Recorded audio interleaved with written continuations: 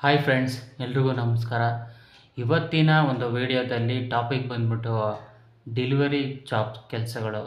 ಈ ಕೆಲಸಗಳು ಮಾಡೋದ್ರಿಂದ ಎಷ್ಟು ದುಡಿಬೋದು ತಿಂಗಳಿಗೆ ಮತ್ತು ವಾರಕ್ಕೆ ಮತ್ತು ದಿನಕ್ಕೆ, ಲಕ್ಷಾಂತರ ರೂಪಾಯಿ ಸಂಪಾದನೆ ಮಾಡ್ಬೋದಾ? ಆ ಒಂದು ವಿಷಯದ ಬಗ್ಗೆ ಮಾತಾಡೋಣ. ಮತ್ತು ಏನಪ್ಪ ಅಂದರೆ ಇದ್ರ ಹಿಂದೆ ಏನೆಲ್ಲ ನಡೀತಿದೆ, ಯಾವ ಥರ ನಿಮ್ಮನ್ನು ಬಳಸ್ಕೊತಿದ್ದಾರೆ ಮತ್ತು ನಿಮಗೆ ಎಷ್ಟು ಲಾಭ ಆಗ್ತಿದೆ ಅನ್ನೋದನ್ನು ನಾನು ತಿಳಿಸ್ಕೊಡ್ತೀನಿ. ನೋಡಿ, ಫುಡ್ ಡೆಲಿವರಿ ಆಗಿರ್ಬೋದು, ಕೊರಿಯರ್ ಡೆಲಿವರಿ ಆಗಿರ್ಬೋದು, ಯಾವುದೇ ಒಂದು ಡೆಲಿವರಿ ಅಂತೇಳ್ಬಿಟ್ಟು ಈ ಒಂದು ಡೆಲಿವರಿ ಕೆಲಸನ ನಾನು ತೊಗೊತಾ ಇದ್ದೀನಿ. ಏನಪ್ಪ ಅಂದರೆ ಯಾವ ಕಂಪ್ನಿ ಬಗ್ಗೆ ನಾನು ತೊಗೊಳಕ್ಕೆ ಕಂಪ್ನಿ ವಿಷಯ ಇಲ್ಲಿ ಬೇಡ. ಡೆಲಿವರಿ ಕೆಲಸ ಅಂದಮೇಲೆ ಎಲ್ಲನೂ ಒಂದೇ, ಎಲ್ಲ ಅದೇ ಕ್ಯಾಟಗರಿಗೇ ಬರೋದು. ಇವರೇನು ಜಾಸ್ತಿ ಕೊಡೋಲ್ಲ, ಅವರೇನು ಕಡಿಮೆ ಕೊಡೋಲ್ಲ.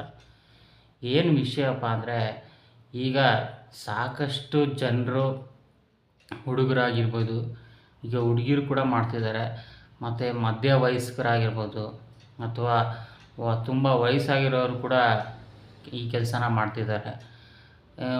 ತಕ್ಷಣಕ್ಕೆ ಊರು ಬಿಟ್ಟು ಬಂದಿರ್ತಾರೆ, ಮತ್ತು ಕಾಲೇಜ್ ಸ್ಟೂಡೆಂಟ್ಸು ಪಾರ್ಟ್ ಟೈಮ್ಗೆ ಏನಾದರೂ ಒಂದು ಅರ್ನಿಂಗ್ಸ್ನ ಮಾಡ್ಕೋಬೋದು ಅನ್ನೋ ವಿಚಾರಕ್ಕೆ ಬಂದಾಗ, ಯಾವುದೇ ಒಂದು ಕ್ವಾಲಿಫಿಕೇಷನ್ ಇಲ್ದಿರ ಇಮ್ಮಿಡಿಯೇಟಾಗಿ ಈ ಒಂದು ಕೆಲಸಗಳು, ಡೆಲಿವರಿ ಕೆಲಸಗಳು ಬೇಗನೆ ಸಿಕ್ಬಿಡುತ್ತೆ. ಜಾಯ್ನಿಂಗ್ ಫೀಸ್ ಕೊಟ್ಟರೆ ಸಾಕು. ಅದರಲ್ಲೂ ಕೆಲವೊಂದು ಇದರಲ್ಲಿ ಡಿ ಎಲ್ ಇದ್ದರೂ ಮಾಡ್ಬೋದು, ಡಿ ಎಲ್ ಇಲ್ಲ ಅಂದ್ರೂ ಮಾಡ್ಬೋದು. ನೀವು ಅವ್ರಿಗೆ ದುಡ್ಡು ಕೊಟ್ಟರೆ ಸಾಕು, 200-300 ಮ್ಯಾನ್ಯುವಲ್ ಆಗಿ ಓಕೆ ಕೊಟ್ಬಿಡ್ತಾರೆ. ಅದೇನಂತ ಮ್ಯಾಟ್ರ್ ಆಗೋಲ್ಲ. ಆದರೆ ವಿಷಯ ಏನಪ್ಪ ಅಂದರೆ, ನಿಮ್ಮನ್ನು ಯಾವ ರೀತಿ ಅವ್ರು ಬಳಸ್ಕೊತಾ ಇದ್ದಾರೆ. ಈಗ ನೋಡಿ, ಒಂದು ಡೆಲಿವರಿ ನೀವು ಯಾವುದೇ ಇದರಲ್ಲೂ, ಯಾವುದೇ ಕಂಪ್ನೀಲಿ, ಗ್ರೋಸರಿನೇ ಆಗಿರಲಿ, ಫುಡ್ ಡೆಲಿವರಿನೇ ಆಗಿರಲಿ, ಯಾವುದೇ ಆಗಿರಲಿ, ನೀವು ಯಾವುದೇ ಮಾಡಲಿ, ನಿಮಗೆ ಲೆಕ್ಕಾಚಾರಕ್ಕೆ ಅಂತ ಕೊಡೋದು ಅವರು 1 ಕಿಲೋಮೀಟ್ರಿಗೆ 10 ರೂಪಾಯಿ ಮಾತ್ರನೇ. ನಿಮಗೆ ಗೊತ್ತಾಗಲ್ಲ ಅಷ್ಟೇ. ನೀವು ಅಂದ್ಕೋಬೋದು ಲಾಂಗ್ ಹೋದು ಇಷ್ಟು ಬಂತು ಅಷ್ಟು ಬಂತು ಅಂತ. ಈಗ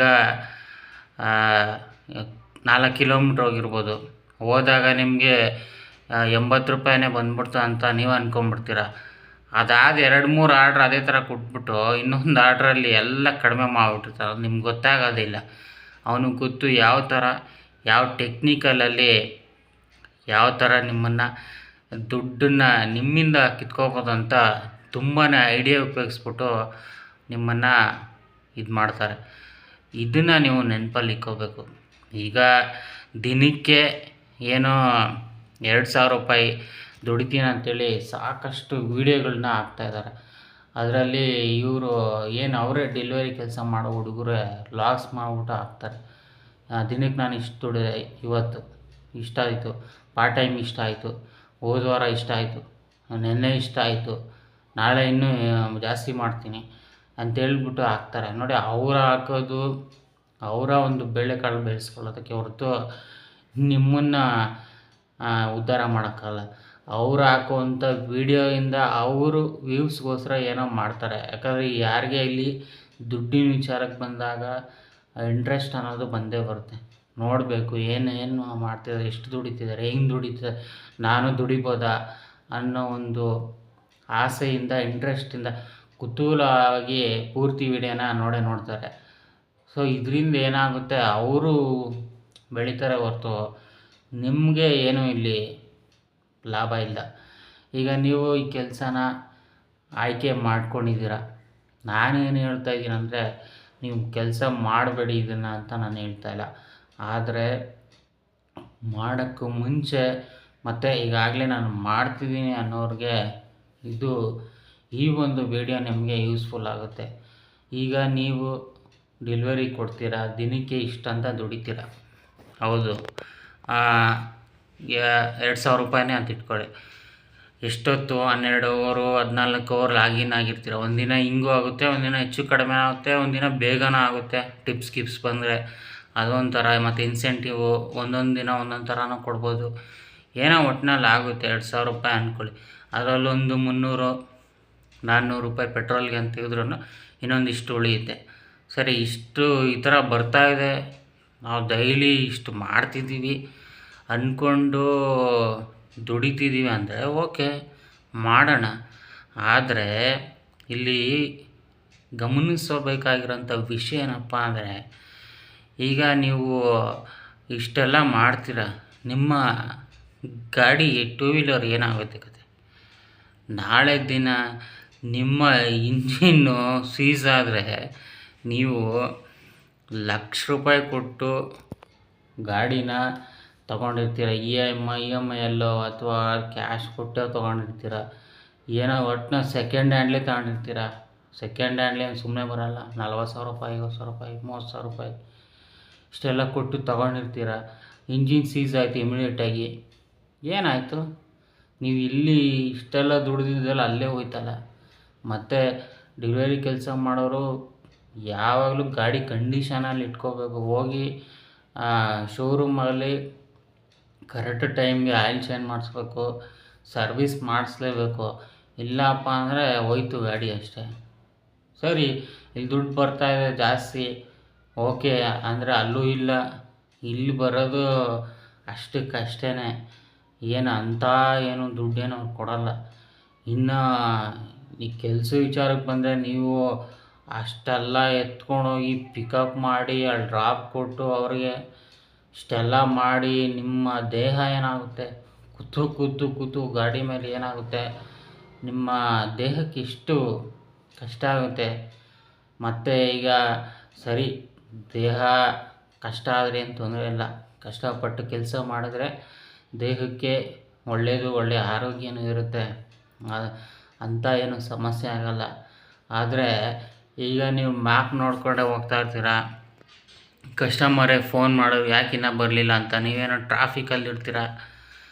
ಆ ಟೈಮಲ್ಲಿ ನೀವು ಫೋನ್ ಬಂದು ಅವರೇನೋ ಬೇಗ ಬಾ, ಇಲ್ಲ ಹಂಗೆ ಹಿಂಗೆ ಅಂತೇನೋ ಮಾತಾಡಿದ್ರು. ಆ ಒಂದು ಏನೋ ಒಂದು ಟೆನ್ಷನಲ್ಲಿ ನೀವು ಮ್ಯಾಪ್ ನೋಡ್ಕೊಂಡು ಸ್ಪೀಡಾಗಿ ಹೋದ್ರಿ, ಗಮನ ಎಲ್ಲ ಅಲ್ಲೇ ಇರುತ್ತೆ. ಹಿಂದೆಗಡೆ ಯಾವುದೋ ಒಂದು ಗಾಡಿ ಬಂದು ಗುದ್ದುಬಿಡ್ತು ಅಂದ್ಕೊಳ್ಳಿ. ಇಲ್ಲಿ ನಿಮ್ಮದು ತಪ್ಪಲ್ಲ, ಅವ್ನು ಗುದ್ದೊಂದು ತಪ್ಪಲ್ಲ. ಅಲ್ಲಿ ಬಿದ್ದಾಗ ನಿಮ್ಮದು ಬಾಡಿಗೆ ಏನಾದರೂ ಆದರೆ, ಕೈಯೋ ಕಾಲೋ ಏಟು ಬಿದ್ದರೆ ಇನ್ಸೂರೆನ್ಸ್ ಕೊಡ್ತಾರೆ, ಕೊಡಲ್ಲ ಅಂತ ಏನು ಹೇಳ್ತಿಲ್ಲ. ಆದರೆ ಕಂಡೀಷನ್ನು ಮತ್ತು ಮೊದಲಿನ ಥರ ಆಗಲ್ವಲ್ಲ, ಅದನ್ನು ಯೋಚನೆ ಮಾಡಬೇಕು. ಮತ್ತು ಇದನ್ನ ನೀವು ಗಮನಲ್ಲಿ ಇಟ್ಕೊಳ್ಳಿ. ಇಷ್ಟೆಲ್ಲ ಸಮಸ್ಯೆಗಳಿದ್ದಾವೆ ಹಿಂದೆಗಡೆ. ಸುಮ್ಮನೆ ಯಾರೋ ಏನೋ ಇಷ್ಟು ದುಡಿದ್ಬಿಟ್ಟೆ ಅಂತ ಅವ್ರು ಆಗ್ಬೋದು ಅಷ್ಟೇ. ಅವರು ಮಾತುಗಳನ್ನ ನೀವು ಕೇಳೋಕ್ಕೆ ಹೋಗಲೇಬೇಡಿ. ಮತ್ತು ಈ ಸಾಕಷ್ಟು ಜನ ಬನ್ನಿ ಫ್ರೆಂಡ್ಸ್ ವಿಚಾರದಲ್ಲೇ ಬನ್ನಿ, ಮತ್ತು ಯಾರೋ ಗೊತ್ತಿರೋರೇ ಬನ್ನಿ, ಅವರು ನಿಮ್ಮನ್ನು ಇಷ್ಟು ಕೊಡ್ತಾರೆ ಅಷ್ಟು ಕೊಡ್ತಾರೆ ಬಾ ಅಂತ ಹೇಳ್ಬೋದು. ಅವರೂ ಅವ್ರ ಒಂದು ಲಾಭಕ್ಕೆ ನಿಮ್ಮನ್ನು ಕರ್ಕೊಂಡು ಹೋಗ್ತಾರೆ ಹೊರತು ಅವ್ರಿಗೇನು ಲಾಭವಪ್ಪ ಅಂದರೆ, ಈಗ ಅವ್ರ ಕಡೆಯಿಂದ ನಿಮ್ಮನ್ನು ಜಾಯಿನ್ ಮಾಡಿಸಿದಾಗ ಅವ್ರಿಗೇನಾದರೂ ಸಿಕ್ಕೇ ಸಿಗುತ್ತೆ.